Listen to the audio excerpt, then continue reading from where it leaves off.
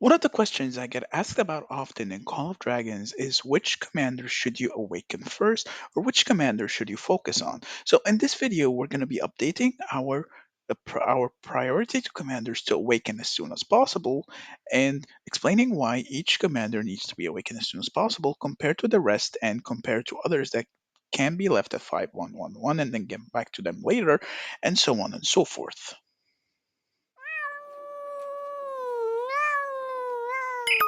What is up, guys? MEOWER here, back with a brand new Call of Dragons video. Before we get started, I want to wish everyone happy holidays, Merry Christmas, Happy New Year, whatever you celebrate. Just hope you have a wonderful day. And of course, don't forget to drop a like, don't forget to subscribe, and let's dive in. So, usually I get asked this question often is which commander should I focus on? Before I start this list, there's one thing I want to make clear.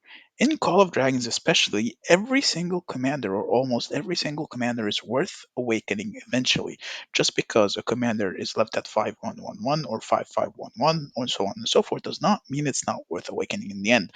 This list is just going to help guide you to know which commanders you should work on first compared to others, and relatively, of course, this differs from accounts to accounts, but in general, this is just like a general guide.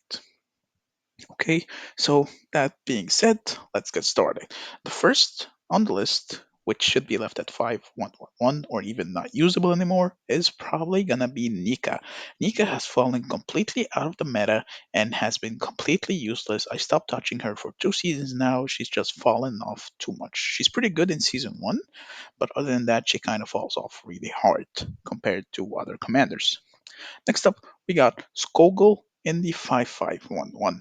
Now, Skoal, I share my thoughts about Skoal, especially for this reasoning, is because the way her skill works is that most of her skill value or budget comes from her rage skill and her secondary skill. Her third skill, while decent, you don't really rely on attack that much on infantry, and the heal is not really something that is worth investing 310 tokens in just to max.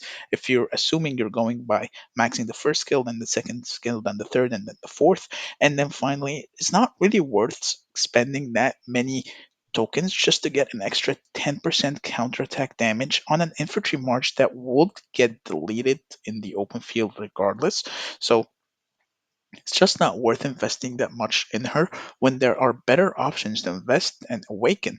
Though, of course, if you have everything else awakened and you want to invest in something, then by all means get her up. But other than that, she's not really worth that much as a priority if you compare it to others.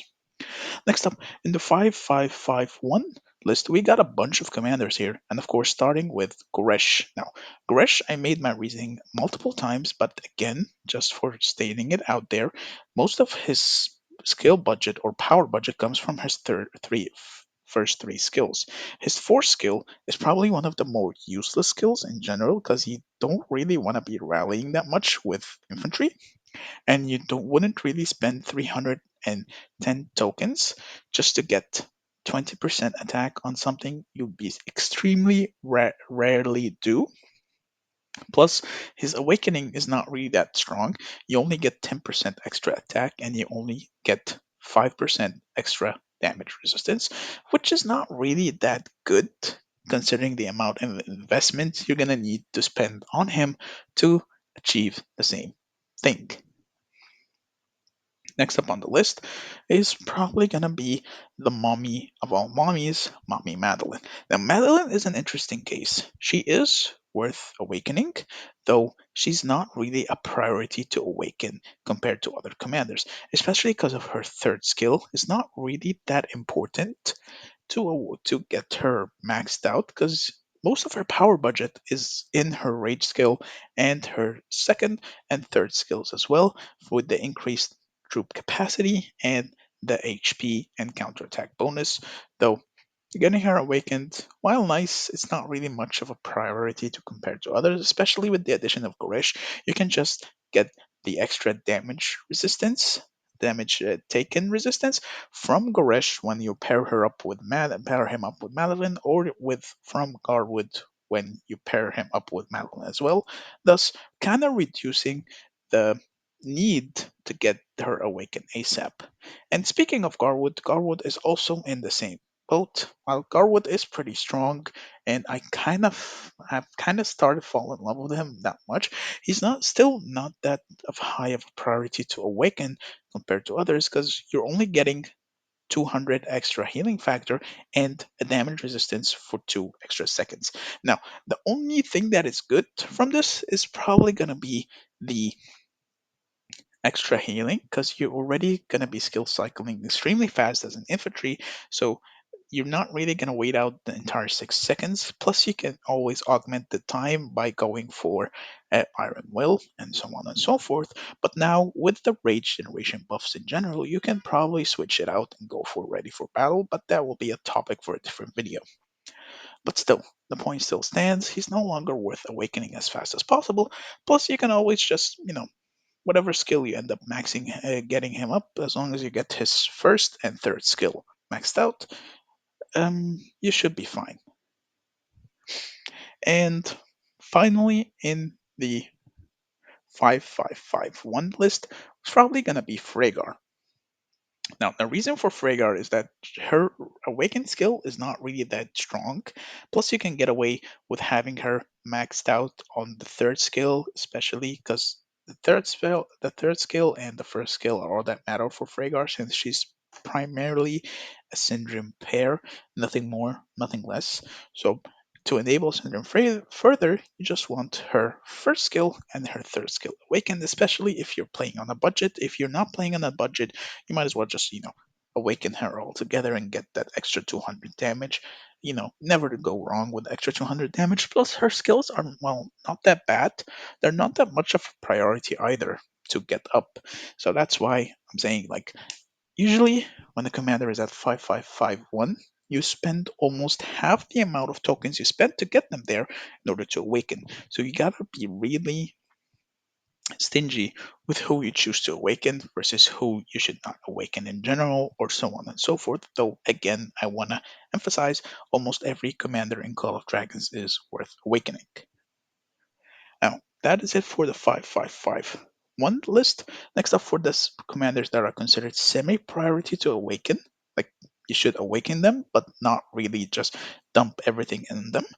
Lilia and Hosk are a special case since they are monetary based. So whether if they're semi-priority or awaken ASAP, if you're a spender, you're gonna have them up. So I'm just gonna keep them into semi-priority for now, though again, they are kind of a special case since you have to spend money through the VIP system in order to get them up. So if you're a spender, you can just max them out. Both Lilia costs like $187 and Hosk is like 270, though you do need VIP 9 and VIP 14 respectively in order to get them both awakened. Next up, in the semi-priority list, I would put Bakshi. Bakshi is pretty strong right now, especially in the meta and the rate changes and everything. He's become pretty strong in general, and by that logic, he's pretty good to get awakened, especially just to get that extra 100 damage factor. And Bakshi Emrys are still the best rally duo in the game right now, especially if you have the Spring Blades artifact, which I don't have.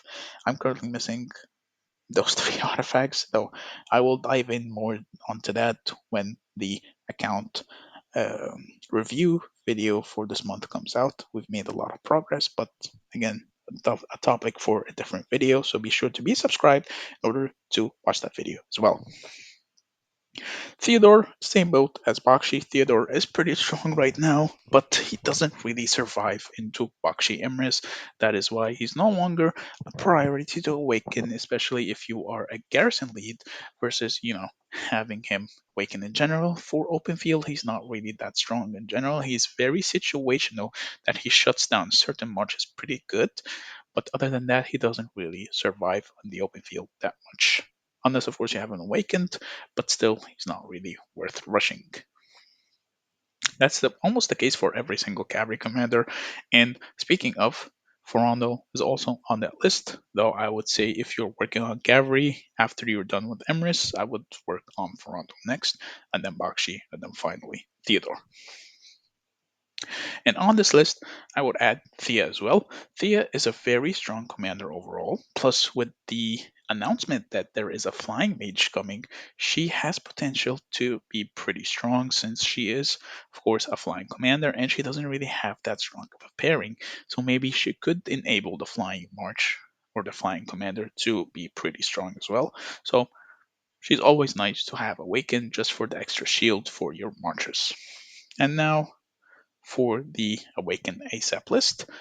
But before we do that, of course, we gotta give our boy Nico a spot in the semi priority. Nico has shot up right now in my eyes for this season. He's become pretty strong in general, and he's been doing pretty well, but most of it comes from his rage skill. His rage skill just makes him extremely strong, and then he's kind of in a linear way pretty decent, but then when you awaken him, he becomes pretty strong again, but he has a useless second skill. That is why it's really tough to make the decision to invest those 310 tokens versus, spending them on someone else first and then coming back towards him. Finally, for our Awaken ASAP, we got Velen, Must Awaken, even if you're free to play or pay to win, one of the best commanders in the game, hands down, and probably the best mage commander right now. Extremely strong, extremely versatile, has a lot of damage, has a lot of CC, just gives you everything that you need and more. And by that logic, Emrys, the best cavalry commander by far. Every single one of his skill is pretty strong in general, and it provides a lot of utility, a lot of damage, and gives cavalry everything they need in order to succeed. Plus, his rage skill is extremely strong as well. Next up, we got Kanara. Kanara, one of the best commanders in the game, period. Everything she does is just strong. She's got a very strong kit overall. She gives archers everything they need as well. She gives them uh, hero skill damage reduction. She gives a lot of damage. She does a single damage target damage dealt reduction. She has defense break. She just pretty much has everything an archer would ever dream of. Syndrome as well in the same boat. Syndrome Awaken skill, especially, is extremely strong when you build him correctly, and if you have a warbed that has chain strike as well, you would be looking at cycling this skill, especially, extremely fast, like every other turn, versus having it on a 3-turn cooldown. You'd instead be upping your DPS into a 2-second cooldown instead, and just doing so much damage in general. Syndrome, one of my favorite commanders, and one of my best investments in the game, period. And of course, we got in this last but not least.